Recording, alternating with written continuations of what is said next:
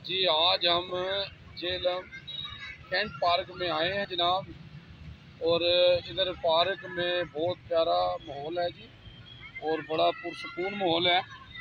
तो आए जी, पब्लिक से बात करते हैं जी।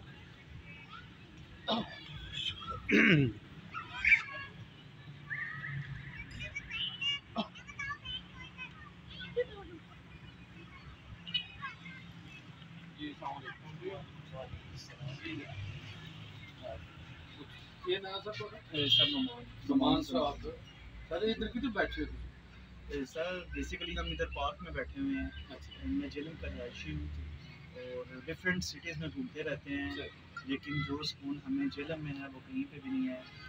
क्योंकि जब आप पार्क में आते हो तो आपका माइंड फ्रेश हो जाता है ड्यू टू एटमॉस्फेयर, बहुत अच्छा एटमॉस्फेयर होता है। तो आई थिंक इस तरह के पार्क्स होने चाहिए जैसे आवाम को तफरीह।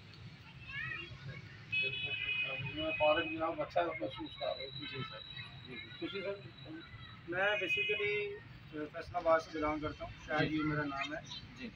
हमें यहाँ पर आए हुए तकरीबन ऑलमोस्ट 20 ईयर्स हो गए हैं और मैंने इस शहर में आके वापस जाने का नहीं सोचा। फैसलाबाद नो डाउट फैसलाबाद बहुत बड़ा इंडस्ट्रियल एरिया भी है, सिटी है बहुत बड़ा, और पाकिस्तान का जो है वो मिनी मर्चेंट उसको बोला जाता है, मैनचेस्टर है उसका वो।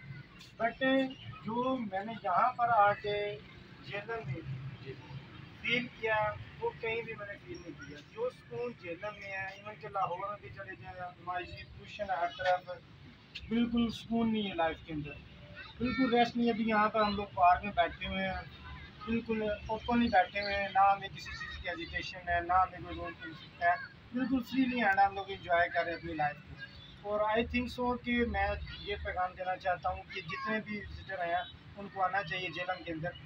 झेलम के अंदर बहुत सारी ऐसी प्लेसेस हैं जो अनएक्सप्लोरेबल हैं। तो अभी आप देख सकते हैं कि किला रोहतास है, हमारी सबसे बड़ी पहचान है झेलम के अंदर। मंगला डैम हमारी पहचान है झेलम के अंदर।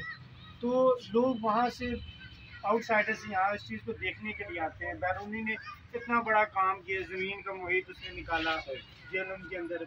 तो इस तरह की चीज़ें जो हैं वो झेलम के अंदर वो कहीं और नहीं मिलती हैं हमें। अगर हम फैसलाबाद चले जाएँ तो हमें इस तरह की कोई चीज़ें नहीं मिल सकती हैं जो इस झेलम में इस वक्त हमें अवेलेबल है।